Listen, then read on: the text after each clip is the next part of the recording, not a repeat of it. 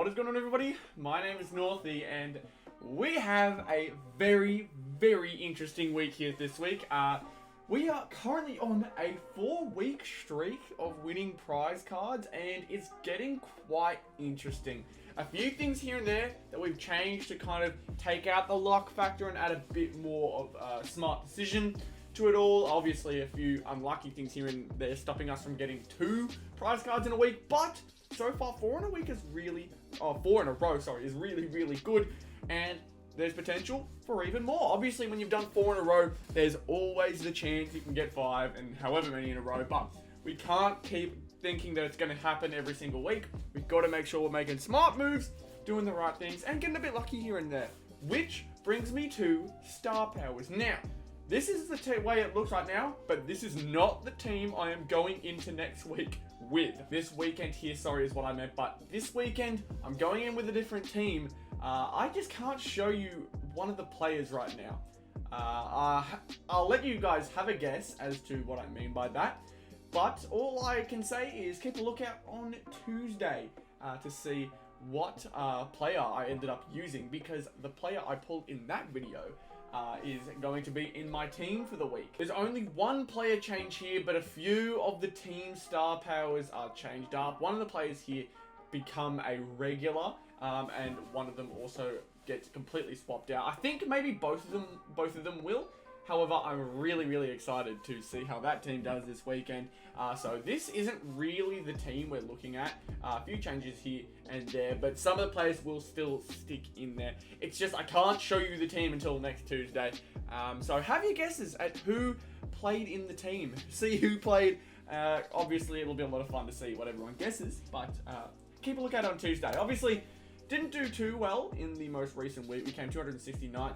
Out of however many people, but our good friend Northy decided to play and also did quite well. I'm interested to see whether we'll see that person come back. I believe Jarvie was his name who said it was him. No one else has claimed it, so I'm going to assume it was him. So yeah, very funny there. Glad to see that, but hopefully we can get ourselves in the top 30 this time round. We want to get back into the top 10 because obviously being one spot out is hurtful. Noah Anderson being a late out last week really hurt us. He's back in, so we can use him again. Noah Anderson will be in there. That's the only thing I'll give away. But other than that, this team will not be the team we're going in with. It may be good, it may be bad. We don't know just yet. Obviously, the games have not played out, but hopefully things go our way. So we'll see how that all goes. But let's go to top team. Top team here this week is very interesting. Now, the reason I have got these guys in, Melbourne, there's 2 of them. Max Gawn did not have the greatest game last week. However, they come up against West Coast, and West Coast do not really have a ruckman to beat Max Gawn. So I'm like, okay, I'll trust my guns. Max Gawn will go in there again. And considering that Melbourne are going to be playing against West Coast, I've decided to chuck Clayton Oliver in there. It was really a toss-up between him or Petraka, so we've chucked Oliver in there just kind of as a go off of the season averages. If we click on here, he beat him by 2 points last week, but he averages 98. So hopefully that'll get him over the line with an 100-point game. And in the backman, I've decided to switch this one up. Now, usually I go with Jack Chris. We'll see whether that ends up being good or bad. I may even switch him up before the game. However, I am going with Mark Blitzarf just now. He's high up there, and I also thought about putting Vlosten in there because Vlosten comes back this week. However, Vlosten is starting off the bench, and so I don't know whether that means he'll kind of work his way into the game, but I don't know whether he'll have his top-notch game that he usually does have. It really is between Chris and Blitzarf, and Blitzarf has just been playing out of his skin as of late. Obviously, Chris averages more and is probably the safer option as he is a midfielder, but Blitzarf is just killing it at the moment, man. He's doing so many good things. Loads of intercept marks, the 1%ers are high up there. Getting himself a lot of disposals too off the backline is really good. Geelong are playing the Saints, so there is a chance that Geelong will be using him quite a fair bit as St Kilda do try and attack the forward line. Hence why I've got a pretty Geelong heavy backline for my top 18 team this week. But this week, we're going with Blitzarv. I think I'm going to stick with him. I don't know. It may be a situation where I kind of just like get upset because Chris has a really good night. Because he does play tonight, and I don't want to, change up my mind just because he plays earlier. Obviously, Chris does play as a follower, But Blitzarves can have great games, man. And against St Kilda, there's a good chance that he has that type of game too. And then finally, I got Sydney. I got the Sydney top team. Oh, sorry, not top team. Best and fairest card. I finally got the code for that. And we have ourselves Isaac Heaney in here. Reason I got him at the forward position is because he is playing as an on-baller this week. As you can see here, he did only get the 60 points last round. However, we go to averages, and he's third highest. Bontempelli and Bailey Smith both are playing in the forward line tonight. So I've gone with Heaney, and hopefully that will go well for me. I have no clue whether it will, but if Heaney can do what he's been doing so far this season, as he's had a pretty good season so far, he plays against Essendon this week. So Essendon do have a stacked midfield, but Heaney can definitely get himself involved. So we'll see how that goes. I think this is a decent team. Obviously for top 4, we have won it before, but last week we were quite far off. But still, you see here, a lot of people seem to have been far off. As we try and battle up the ranks, we are currently sitting at 9th for top 4, which is good. We want to be in the top 10. Next, we'll aim for top 5 here. I don't know how difficult that will be, but we do need to get ourselves some 400 games or higher in order to give ourselves that best shot at climbing up the ranks, because you'll probably find that when the top players usually don't do well, it means everyone else kind of drops off below as well. But sitting at 9th right now is really, really good. Let's see where we can go higher this week. I'm hoping that'll be the case. But we go over to top 18. Now, this is a little interesting. As I mentioned, Isaac Heaney and getting that Sydney Best and Fairest card really helps us out, putting him in the forward line. He is pretty much a go-to now every single time. We go to season averages. We've currently got the top 4 season average players in our forward line. But then we go down, we've got Zach Bailey in there, who's also been doing well. He doesn't rely as much on goals as much as Charlie Cameron does. So Zach Bailey's a bit more of a safer option and can have games where he does really, really well. And we've got Dusty in there as well. He plays himself that deep forward nowadays. So getting him in there is always good. And he's Dusty. He has his way of getting involved. He'll find his way perfectly into the lineup, I'd imagine. Now we look at the midfield. We keep Paddy Cripps in there. Paddy Cripps has been having an incredible season so far, averaging 29 disposals, which is really, really good. 102 points. What more can you ask for from a man? Paddy Cripps doing great. We've got ourselves Andrew Brayshaw staying in there. Again, he's having his breakout season, it looks like. 110 last week. And averaging 100 for the year. So we'll see whether that ends up being a good pick. Fremantle are coming up against the Gold Coast Suns. So there's all the chance in the world that he has himself a really, really good game. It is at Metricon, so we'll see how that goes. But the big story is the 3 Melbourne combo here. We got ourselves Max Gawn, Clayton Oliver, and Christian Petracca, and that's mainly because of the fact they're coming up against West Coast. At the moment, it is a lot of pick and choose. I currently don't have the code in for Port Adelaide. If I did, I would maybe put Ollie Wines in, potentially, but I'm not sure whether it's going to matter too much. That will probably be famous last words type of moment, but we'll see what happens. Port Adelaide, I do have the code for it. I just don't think any players right now are as necessary as the Melbourne guys. But little do I know that'll probably bite me in the backside because they are playing North Melbourne. And I am going down to Tasmania to watch that game. It's going to be a fun one. I am planning on vlogging that little trip though down to Tasmania. I won't be showing my face in it, but I'll be trying to show as much as I can, have as much fun as I can. If it doesn't turn out well, then that's fine, but we'll do our best. We'll see what happens. But that's the story of the midfield, is mainly Melbourne, mainly picking out some of the worst teams out there and playing the players against them. We've got Lockie Neal in there as well. Obviously, he's continuing to have a great season. Then we go to the back line.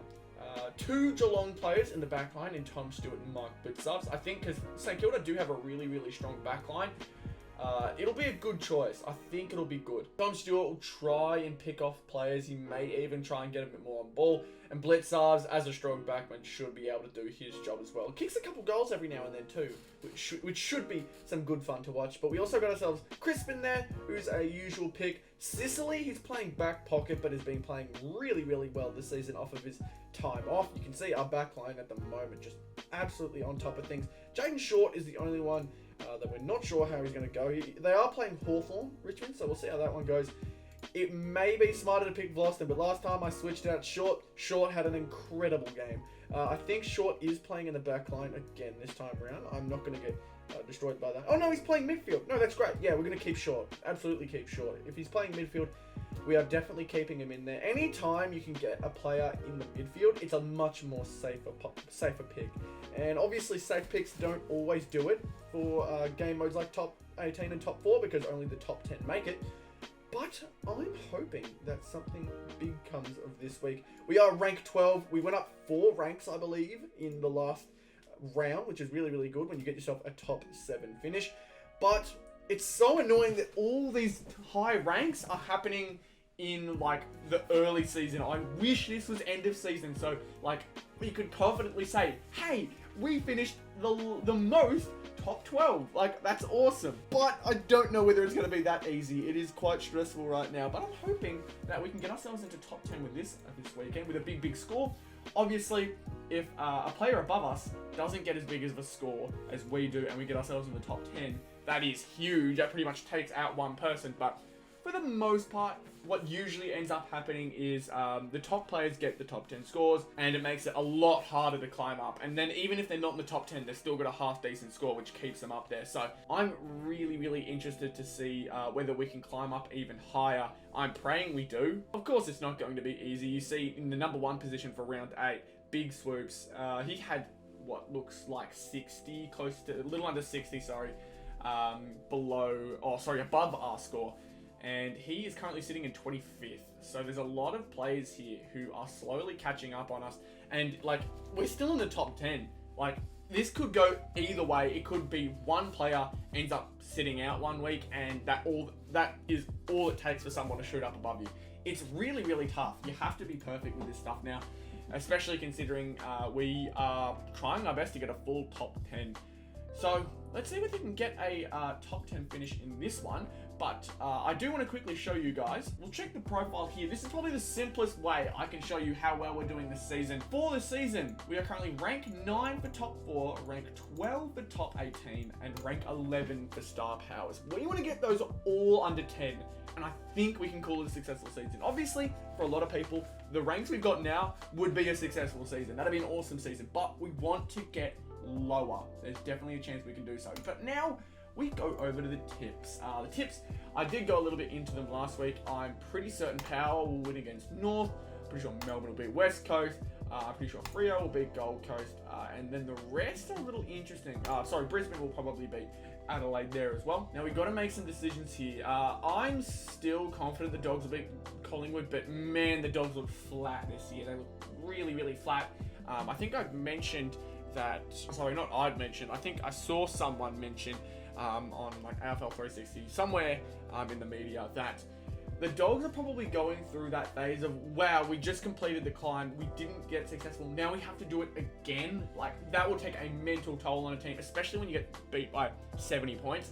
I'd imagine that's really tough on them right now. So it's probably why they get so flat at the moment. But I'm still confident the Dogs have the talent to take on Collingwood. Collingwood will make it close, I think. But I'm pretty certain the Dogs should take it home. I say it a lot so far this season, but they just don't look like the team that they should. They look really flat, really sloppy at times. But we go over to St Kilda versus Geelong. This will be an interesting one. Both teams have what it takes to win this game. St Kilda have looked a little flat as of late. Last week they ended up losing to Melbourne, and although they were a really good team, obviously it's going to be difficult, but I believe the week before was to Port Adelaide, and so that could be the start of a slide, an unwanted slide for St Kilda, but I think they do have the talent to bounce back. They don't want to make 3 in a row. Geelong, definitely a good team. However, I don't think it's at GMHBA, thankfully for St Kilda, so it won't be terribly unfair almost, but I think there's a good chance for either team to take it. Currently, the odds are in Geelong's favour. I don't know. I'll come back to this one. Richmond versus Hawthorn. My guess is Richmond will take this. Again, a really tough one. Really tough one. Hawthorn versus Richmond. I am going to trust my gut and say Richmond. I think Richmond are slowly but surely getting themselves healthier. I'm just looking at the teams really quickly. And although Hawthorn do on paper have a really nice looking team, I think that Richmond have definitely got what it takes to come back and beat them. Tom Lynch is currently on fire. I forgot to mention Tom Lynch stays ridiculously like on pace for an amazing year. He's got Sicily on him though this week, so we'll see how that one goes. That's going to be a really, really fun matchup. Obviously, Sicily and Lynch have had beefs in the past, so this could be really fun. But Dusty, Rewalt, Lambert, Bolton, Short in the middle this time around. We've got Presti and Cochin as followers to Bramble and Warpel. That could be interesting. Nankervis as the ruckman. So Nankervis could have a big night. That could be really, really interesting. But I'm confident Richmond will take that one. Sydney versus Essendon. Now this is like a really this feels like a flip of the coin. Sydney either play up to their standard and swamp Essendon, or play down, like really far down, and let Essendon take it from them. Like probably late, I'd imagine. I'm going to go Sydney, because that's what my gut tells me. But I wouldn't be surprised if Essendon finds a way to take that one. I would not be surprised at all. But we go to GWS Carlton. GWS Carlton will be very, very fun to watch, I'd imagine. I'm going to pick GWS. Obviously, a lot of people will be talking about Leon Cameron's final game coaching, which is honestly a shock to me. I didn't think that he would be leaving so soon. I believe it was a mutual decision between the club and himself to step down from the coaching role. So it may be a very interesting game. I'm not too sure whether Carlton do try and buckle down, because it has been mentioned publicly that they know when players are playing for a coach or playing their final game for a coach, they will leave it all out there. They will completely go 110%. And obviously that's just a saying, but Carlton are very aware that GWS will be fighting till the very end. So Carlton probably are going to get themselves prepared for that, but I'm going to go for the emotional pick. GWS will win this one over Carlton. St Kilda versus Geelong, I still don't know. I think what's going to kill St Kilda is their goal kicking. I just don't know how to describe St Kilda's goal kicking. Last year, Jack Higgins was one of the funniest players to watch for me because he just couldn't kick straight for the life of him. This year, I watched Max King kick 1-7. And a lot of the goals were a lot of the chances at goals, were very easy, and he just missed them. I don't know what that was, but a very interesting week so far. Very excited to see how it goes. I think a few here will probably go the opposite way. I think Richmond and Hawthorn could go either way. This one could go either way. I'd imagine Carlton wins this one, but again, emotional pick. This one could go either way, and of course Geelong versus St Kilda. So who knows what happens. This week is a very, very interesting one, but we're going to save those tips, and that will be it for the preview to round 9 of Teamcoach 2022. Obviously, off to a great start so far, but we want to make sure we keep it going into the next round. So hopefully this time, on Tuesday, I believe, Monday, it'll be Monday, we will have ourselves another screen that says prize winner. I'm praying it does so, but nonetheless, we should have a bit of fun. So thank you all so much for watching this video. If you enjoyed, be sure to leave a like, subscribe to the channel if you are new, and I'll see you all in the next one. Goodbye.